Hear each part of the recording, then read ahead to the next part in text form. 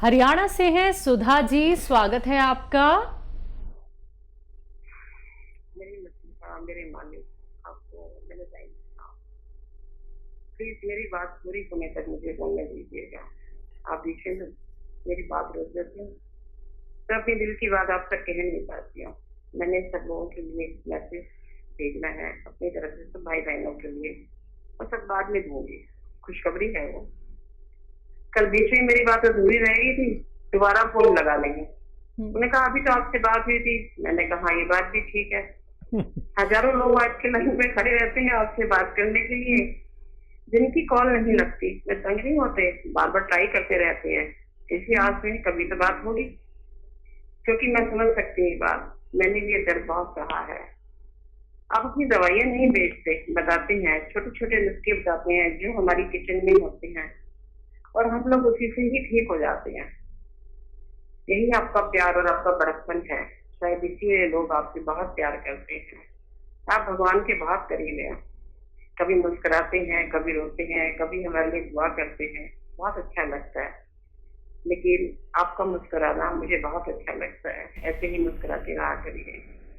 मैंने अपने जीवन में कोई ऐसा डॉक्टर नहीं देखा जैसे आप हैं। दिल्ली के डॉक्टर तो बहुत कसाई हैं, वो छापने की मशीन है। वे लोगों के इमोशन से बहुत खेलते हैं। कोई बड़ी अच्छी है, उनको कोई मतलब नहीं। मैं आपके पेशे और आपको सलाम करती हूँ। आप बहुत अच्छे डॉक्टर भी हैं, साथ साथ शायर भी हैं, लिखते भी हैं और सुनाते भी हैं। रात को 11 से 12 बजे आपका प्रोग्राम देखती थी, सुनकर के बहुत अच्छी नींद आती। लॉकडाउन से आपका वो शो बंद हो गया है। बताइएगा कब शुरू हो रहा है। आपने साबित कर दिया उम्र कोई छोटी या बड़ी नहीं होती। आपने उर्दू में बीएड किया है, वो भी फर्स्ट डिवीजन में। मुझे आप पे बहुत गर्व है। मैं आपको बहुत बहुत बधाई देती हूँ। आपका प्रोग्राम बाहर भी चलता है, शायद किसी को हिंदी ना आती हो, उनको भी मैसेज देना चाहूंगी। मैं बहुत पढ़ी लिखी तो नहीं हूँ, लेकिन फिर भी कोशिश करती हूँ। Many, many congratulations to you. You are such a good doctor as well as shire. For your age is not a barrier, as you have attained a degree in BA, in this age at also first position in that in which commendable. I am proud of you. I am very proud of you. सच में आपकी इन बातों से ये तो फिदा हो गए। शुक्रिया, बहुत शुक्रिया नाचीज़ को इस लायक समझने के लिए। और देखिए, हाँ, ये सच है कि अभी जैसे बात हो रही थी, मैं शेर भी सुना रहा था कि इखलास के सजदों में गुंजाइश उजरत क्या। उजरत मतलब मेहनताना। जब मोहब्बत करते हैं, खुलूस है, तो फिर उजरत कुछ नहीं। इखलास के सजदों में गुंजाइश उजरत क्या, तुम उसको सज़ा देना जो तुमसे जज़ा मांगे। और मैं इतना अच्छा इंसान भी नहीं हूँ जितना खुलूस आपकी बातों में और जितना सम्मान आपकी अल्फाज में है। और क्योंकि मोहब्बत एक ऐसी ही बला है कि आदमी जब मोहब्बत करने लगता है तो उसके ऐब छुप जाते हैं और उसकी खूबियाँ नज़र आती हैं। वही हाल हमारा और हमारे व्यूवर्स के प्रोग्राम का है। वरना कोई ऐसा आदमी नहीं जिसमें खामियां ना हो, खूबियाँ ही खूबियाँ हों, और आदमी खामियों का बना हुआ है। हम कोशिश करते हैं कि आप तक कुछ ऐसा इलाज पहुंच जाए जो आप खुद कर सकें, ताकि नस्ल दर नस्ल ये रिवायत कायम हो जाए कि हमारे भारत के हर घर में एक वैद्य मौजूद है जो कम से कम 10-20 बीमारियों पर काबू रखता है। तो ये मुहिम में आप हमारे साथ हैं। हम आपसे बहुत अच्छी तवक्को करते हैं और आप जैसे बहुत सारे लोग हमें जुड़ गए, लेकिन हमें पता है कि आपका सम्मान हमारे लिए इतना है जैसे एक मामूली फ़कीर को और किसी सल्तनत के तख्त पर बिठा दिया जाए। आपका सम्मान हमारे मामूली इंसान के लिए इतना है। हम आपको बहुत बहुत मुबारकबाद देते हैं और आपकी बहुत ज़्यादा रेस्पेक्ट करते हैं। जी सुधा जी, बहुत बहुत शुक्रिया हमारे साथ जुड़ने के लिए। मैम, अगर आप लाइन पे हैं तो कोई सवाल है आपका? हेलो, चलिए ठीक है, आपकी कॉल शायद डिस्कनेक्ट हो गई है। मैम, कोई सवाल हो तो प्लीज़ दोबारा से हमारे साथ ज़रूर जुड़िएगा। अगली कॉलर है हमारे साथ दिल्ली से दयावती जी, स्वागत है आपका। नमस्कार मैम। जी नमस्कार। नमस्कार भाई साहब। जय हिंद, स्वागत है दयावती बहन का। थैंक यू भाई साहब। भाई साहब, आप बात बात में नापीद ना बोलना करो, गुनाहगार ना बोलना करो। आप तो भगवान हो सब इंसानों के लिए और हमारे लिए भी। और देखो ना, आधी जिंदगी चली गई, हम ऐसे परेशान हो रहे, फिर आज हमने सही नुस्खा मिला है, सही असली भाई मिला है। मेरा भाई पता क्या बोलता है, कह रहा हमारे पास तो फोन नहीं करती, तू अपने भाई के पास दिन में 3 बार फोन करती है।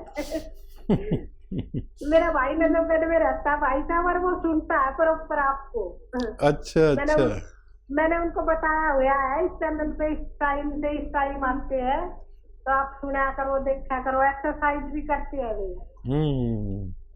और बहुत मानते हैं आपको। फिर मेरी भाभी को बुला के बोलते हैं कि देखो दया बहन बोल रही है। फिर एक दिन बोल रहा कि मेरे से तो बात तू महीने में 1 बार करती है, और भाई साहब से तो दिन में 3 बार मिला देती है।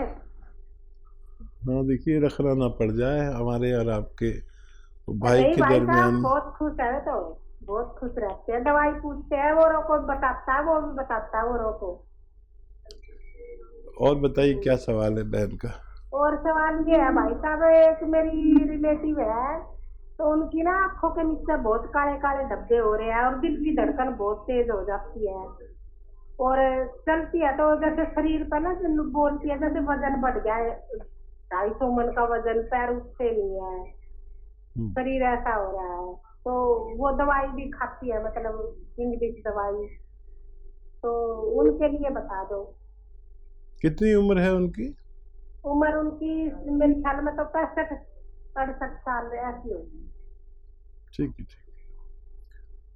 तो देखिए, ये उम्र में हमारी जिंदगी बोझ ना बने हमारे स्ट्रक्चर पर, हमारे ढांचे पर। अगर ऐसा लगता है कि कुछ बोझ सा लग रहा है, कुछ ऐसा लग रहा है कि हम स्वस्थ नहीं हैं, भारी भारी टांगें हो जाती हैं चलने में, और दिल भारी रहता है, जिस्म भारी रहता है, तबीयत भारी रहती है, तो याद रखें कि 2 इलाज करें अपने।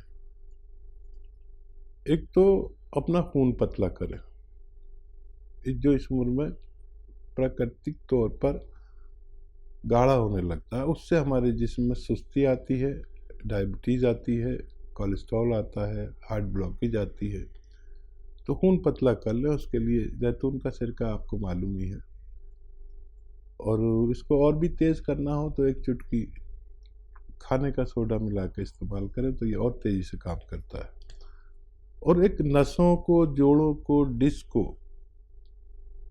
पट्ठों को मजबूत कर लें। उसके लिए गोंसिया आप जानते हैं, गोंसिया की 1 या 2 खुराकें आधा ग्राम की लें, और जैतून का सिरका 2-2 चम्मच 2 बार या 1 बार लें पानी मिलाकर। ये फिर आपके पूरे जो शरीर की है वो रिपेयर कर देता है, एक तरह से जैसे किसी गाड़ी को चलाते हुए 10-5 साल हो जाते हैं ना, फिर एक बार उसकी और हार्लिंग ही करानी पड़ती है, तभी वो ठीक ठाक चलती है 10-20 साल। तो ये एक तरह की और हार्लिंग है हमारे जिस्म की गाड़ी की। तो ये 2 दवाएं आप उनके लिए इंतखाब कर सकते हैं, और 2-3 महीने लें या कम ज़्यादा, लेकिन फिर वो स्वस्थ ज़िंदगी गुजार सकते हैं।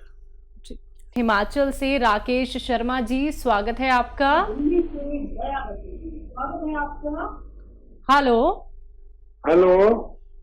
जी सर, बताइए। राकेश जी, आप कहाँ से बात कर रहे हैं?